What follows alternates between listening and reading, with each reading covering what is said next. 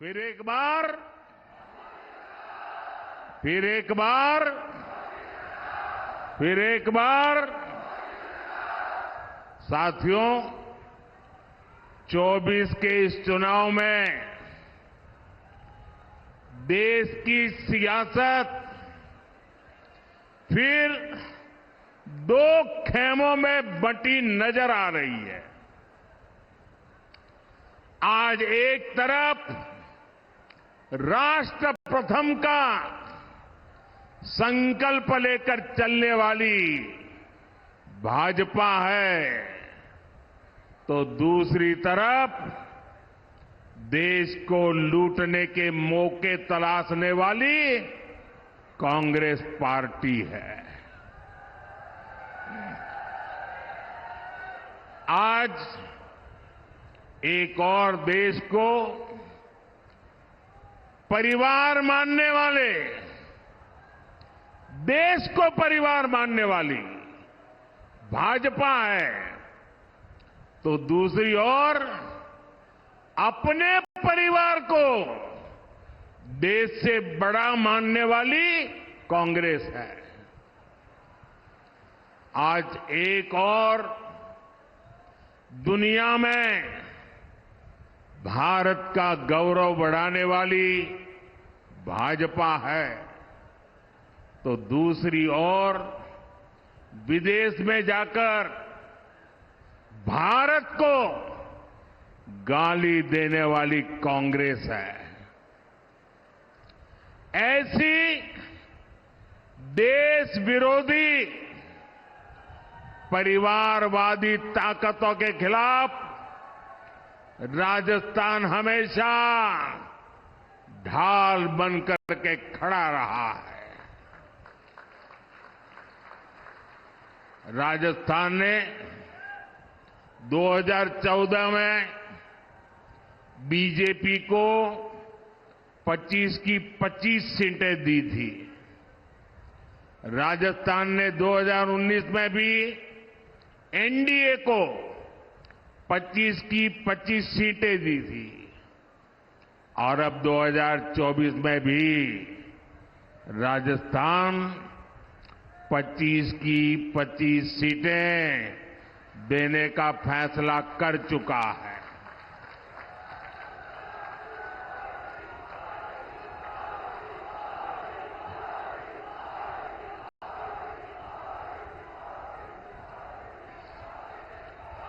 पूरा राजस्थान कह रहा है 4 जून 4 जून 4 जून 4 जून साथियों, 2024 का ये लोकसभा चुनाव कोई सामान्य चुनाव नहीं है। ये चुनाव विकसित राजस्थान और विकसित भारत के संकल्प का चुनाव है। ये चुनाव भारत को दुनिया की तीसरी सबसे बड़ी अर्थव्यवस्था बनाने के लिए है।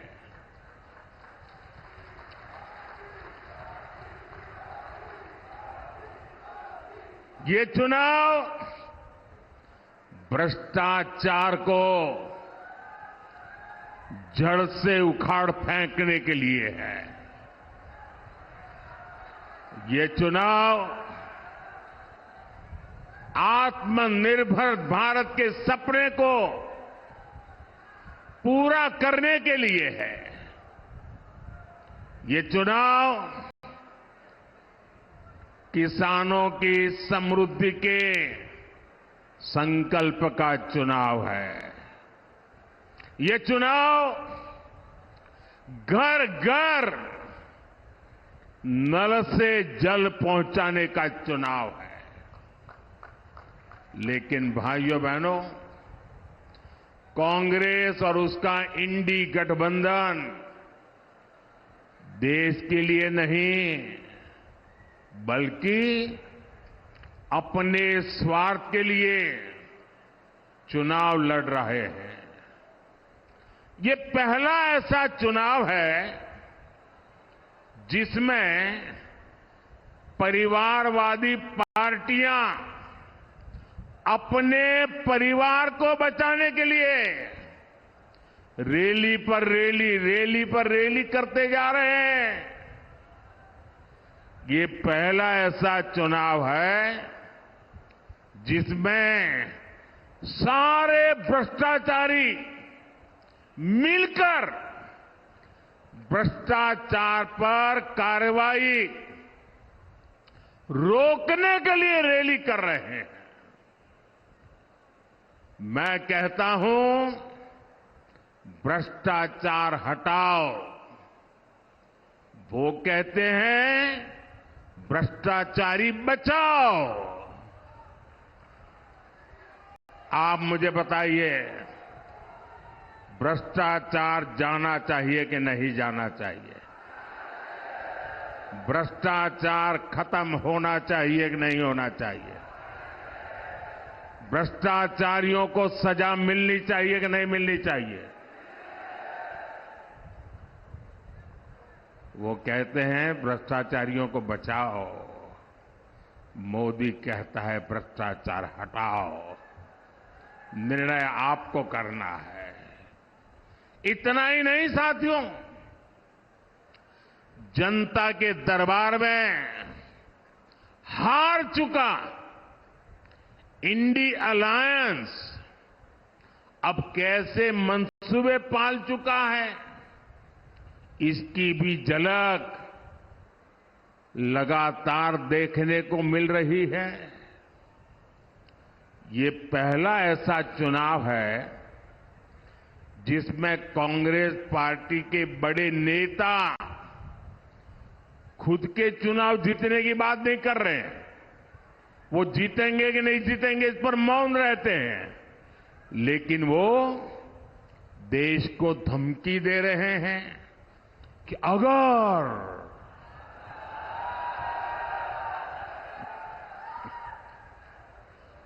बीजेपी जीती तो देश में आग लग जाएगी। भाइयों बहनों, मोदी 10 साल से बैठा है, तुम्हारी लगाई हुई आग को बुझा रहा है।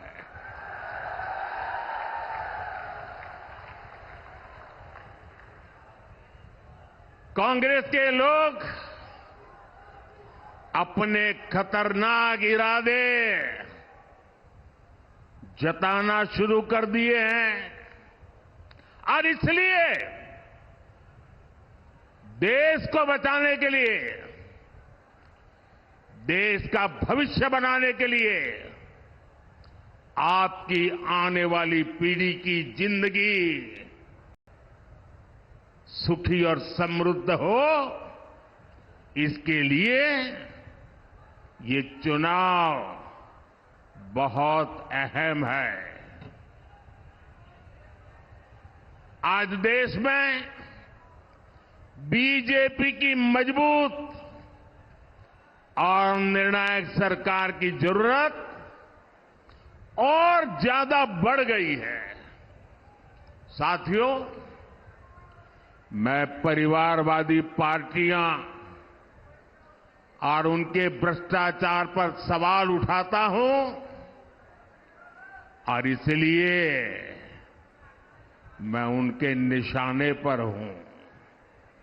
मैं जनता जनार्दन से पूछना चाहता हूं, क्या मुझे ऐसे सवाल उठाने चाहिए कि नहीं उठाने चाहिए?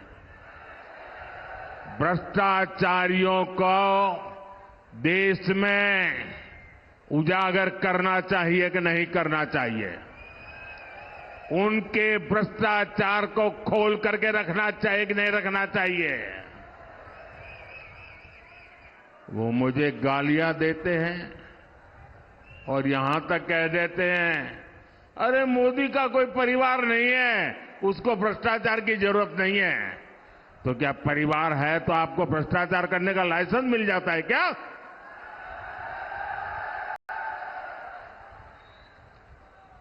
वो कुछ भी कहे, मेरे लिए तो आप ही मेरा परिवार है।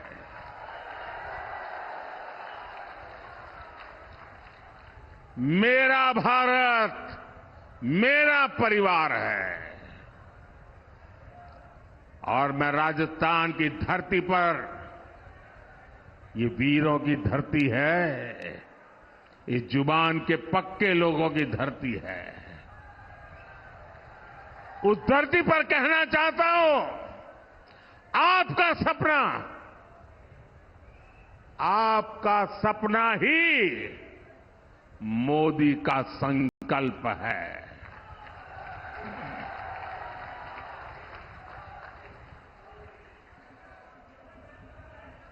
साथियों, पिछली सरकारों ने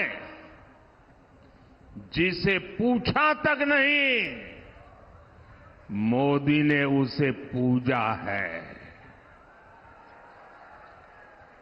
कांग्रेस ने देश के करोड़ों छोटे किसानों को कभी नहीं पूछा। मोदी ने राजस्थान के 85 लाख से ज्यादा किसानों के बैंक खातों में पीएम किसान सम्मान निधि के करीब करीब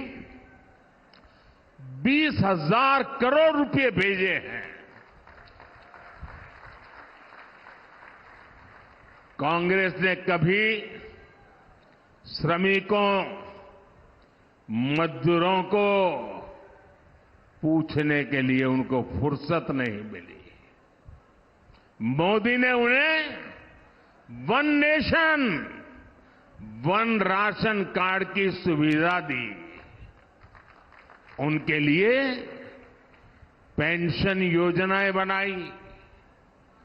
कांग्रेस ने देश के गरीबों को कभी नहीं पूछा। भाजपा सरकार देश के 80 करोड़ जरूरतमंदों को मुफ्त राशन दे रही है। और इतना ही नहीं, मेरी सरकार बहुत पहले निर्णय कर चुकी है, आने वाले 5 साल भी मुफ्त राशन मिलता रहेगा। मैं गरीब के घर का चूल्हा बुझने नहीं दूंगा। मैं भूखे पेट किसी बच्चे को सोने की नौबत आए, ये मुझे मंजूर नहीं है। दोस्तों, भाजपा ने करोड़ों गरीबों को पीएम आवास के जरिए पक्का घर दिया। और जब पक्का घर मिलता है तो सिर्फ 4 दीवारें मिलती है, ऐसा नहीं है। जिंदगी में पहली बार इसका एक एड्रेस तय होता है। जिंदगी में पहली बार वो स्वाभिमान की जिंदगी जीने की शुरुआत करता है। पहली बार वो जिंदगी में उस नए घर में, नए आशियाने में नए सपने बुनना शुरू कर देता है। भाजपा ने गरीब माताओं बहनों के लिए करोड़ों शौचालय बनाए। ये शौचालय, ये सिर्फ कोई कंस्ट्रक्शन का काम है, इतना नहीं है।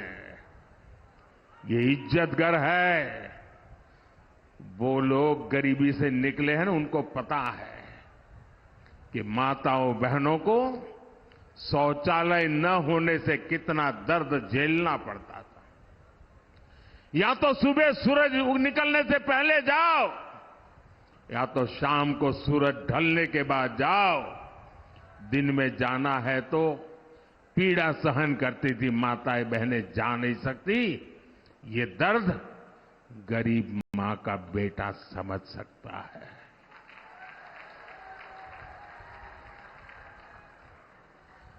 के लिए शौचालय मजाक होगा, मेरे लिए शौचालय के पीछे मिशन मोड पर काम करना माताओं बहनों की इज्जत के साथ जुड़ा हुआ मेरा भावनात्मक नाता रहा हुआ है। भाजपा ने 50 करोड़ से ज्यादा गरीबों के जनधन खाते खुलवाए। भाजपा ने गरीबों को 5 लाख रुपए तक के मुफ्त इलाज के लिए आयुष्मान कार्ड दिए। और जयपुर का कोई व्यक्ति अगर चेन्नई गया और बीमार हो गया तो उसको भी वहां सिर्फ कार्ड काफी होता है, चेन्नई में भी उसको हॉस्पिटल में पूरी मदद मिल जाएगी। साथियों, कांग्रेस सरकारों की उपेक्षा के कारण हमारा तोरावाटी भी विकास के मामले में पीछे छूटता चला गया था। लेकिन कोटपुतली बड़ौदा मेव हाईवे से ये इलाका दिल्ली मुंबई एक्सप्रेसवे से जुड़ने जा रहा है। पूर्वी राजस्थान कैनाल प्रोजेक्ट ईआरसीपी परियोजना को कांग्रेस ने दशकों से लटका कर रखा था। भाजपा सरकार ने हरियाणा से आने वाले यमुना के पानी के मुद्दे को भी हल कर दिया है। इन फैसलों से, इन परियोजनाओं से यहां के लोगों और किसानों को बहुत बड़ा फायदा होगा। ये सारे काम हम इसलिए कर पाए क्योंकि हमारी नीयत सही है। हम ईमानदारी से आपकी सेवा का प्रयास करते हैं और इसलिए मैं कहता हूं, नीयत सही तो नतीजे सही। साथियों, आज देश में बीजेपी का मतलब है विकास और समाधान, लेकिन कांग्रेस का मतलब है देश की हर बीमारी की जड़। आप देश की कोई भी बड़ी समस्या देखेंगे तो उसकी जड़ में कांग्रेस पार्टी ही नजर आएगी। आजादी के 7 दशकों तक देश में गरीबी रही कांग्रेस की वजह से। भारत को नई टेक्नोलॉजी के लिए, रक्षा सामान के लिए दूसरे देशों की ओर देखना पड़ता था कांग्रेस की वजह से। कांग्रेस ने कभी हमारी सेना को आत्मनिर्भर नहीं होने दिया। कांग्रेस के समय में भारत की पहचान दुनिया के सबसे बड़े हथियार इंपोर्ट करने वाले, हथियार आयात करने वाले देश की थी। आज भाजपा सरकार के समय भारत की पहचान भारत के हथियार का निर्यात करने वाले देश के तौर पर बन रही है। कल ही भारत ने डिफेंस एक्सपोर्ट में नया रिकॉर्ड बनाया है। आजादी के बाद पहली बार ऐसा हुआ है जब भारत ने 21,000 करोड़ रुपए का रक्षा सामान निर्यात किया है, एक्सपोर्ट किया है। भारत आज 80 से ज्यादा देशों को मेड इन इंडिया हथियार बेचता है। और इसलिए मैं फिर कहूंगा, नीयत सही तो नतीजे सही। साथियों, भारत की सफलता के बीच मैंने कभी, हर देशवासी इस बात को भली भांति जानता है, मैंने कभी ये दावा नहीं किया कि 10 साल में हमने सब कुछ पूरा कर दिया। मैंने ऐसा दावा कभी नहीं किया। लेकिन ये भी सच है कि जो काम आजादी के बाद 5-6 दशकों में नहीं हो पाए, वो काम हमने करके दिखाए हैं। देश को जिस गति की जरूरत थी, हमने उस गति से काम किया है। 2014 तक देश में 20,000 किलोमीटर रेल लाइन बिजली से जुड़ी थी। आपको आंकड़ा याद रहेगा, 2014 तक 20,000 किलोमीटर रेल लाइन बिजली से जुड़ी थी। कितनी, जरा बताएंगे कितने किलोमीटर? 20,000 किलोमीटर। कितने किलोमीटर? इतने आजादी के बाद इतने सालों में 20,000 किलोमीटर। याद रहेगा, 10 वर्षों में मोदी ने 40,000 किलोमीटर से अधिक रेल लाइनों को बिजली से जोड़ दिया, इलेक्ट्रिफिकेशन कर दिया। कांग्रेस ने दशकों तक केवल गरीबी हटाओ का नारा दिया।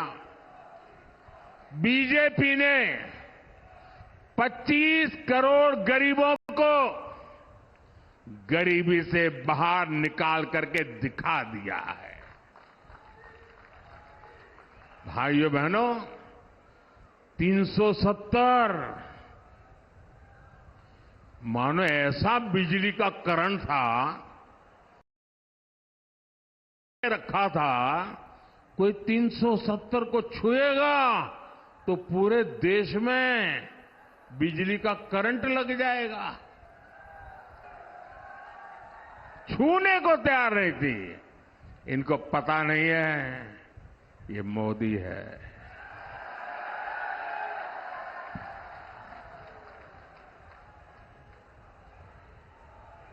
और कश्मीर से आर्टिकल 370 को खत्म करना हो,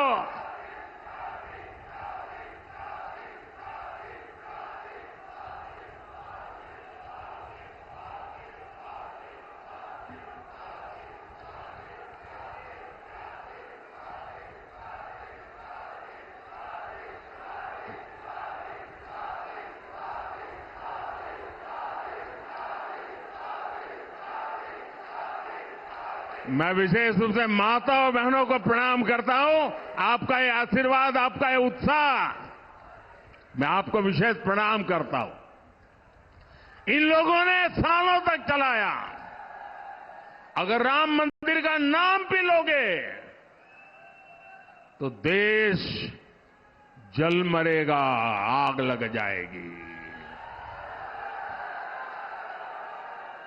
भव्य राम मंदिर बना के नहीं बना, बना के नहीं बना, दिए जले, आग नहीं लगी। 3 तलाक के खिलाफ हमने सख्त कानून बनाकर मुस्लिम बेटियों की जिंदगी बचाने का काम किया। 1 रैंक 1 पेंशन लटका के रखे थे। मेरे वीर जवानों की वो मांग को भी बड़ी नम्रता के साथ आपके इस सेवक ने पूरी कर दी। दशकों से जिन फैसलों का इंतजार था, वो मोदी ने पूरा करके दिखाए हैं।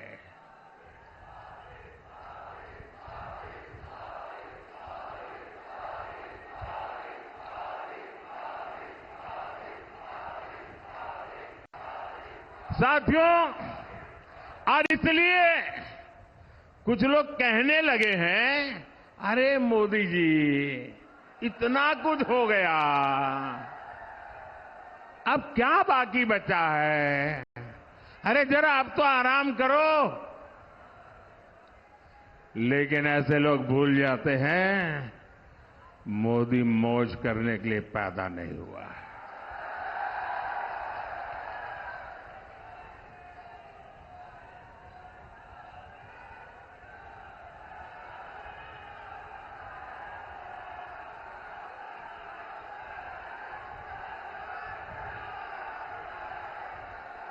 मोदी मेहनत करने के लिए पैदा हुआ है। बहुत कुछ हुआ होगा, लेकिन साथियों 10 साल में जो हुआ वो तो सिर्फ ट्रेलर है, ट्रेलर। अभी तो बहुत कुछ करना है। अभी तो हमें देश को बहुत आगे लेकर जाना है। हमें राजस्थान को आगे लेकर जाना है।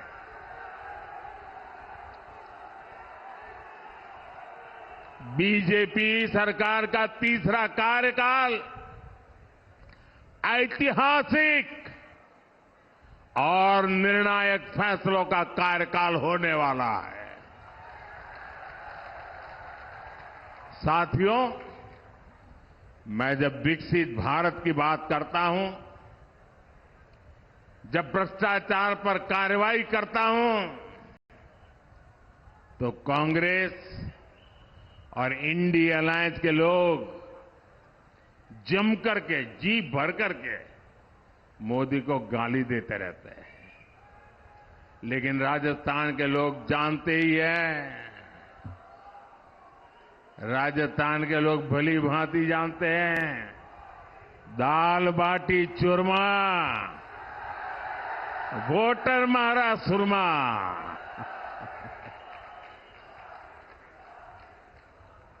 मोदी तो देश के वोटर की ताकत से, जनता जनार्दन की ताकत से दिन रात दौड़ता है, आपके लिए दौड़ता है,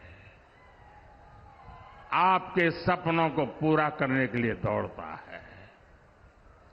और इसलिए मैं आपसे अपील करने आया हूं, प्रार्थना करने आया हूं। 19 अप्रैल को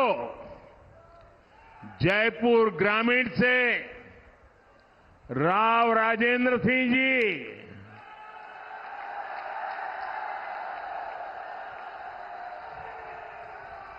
और पूरे राजस्थान से भाजपा के सारे उम्मीदवार,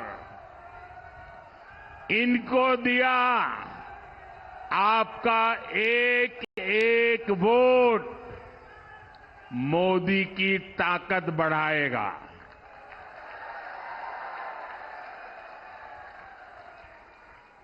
मेरा एक काम जरूर करना होगा आपको, करेंगे? देखिए, गर्मी बहुत बढ़ती चली जा रही है। हम तो वीरों की भूमि है, कितनी ही गर्मी क्यों न हो, कितनी ही बर्फबारी क्यों न होती हो, रेगिस्तान में कितनी ही आंधी चलती हो, लेकिन हमारा राजस्थान का वीर बिना डगे, बिना थके खड़ा रहता है। अगर मेरे देश का वीर जवान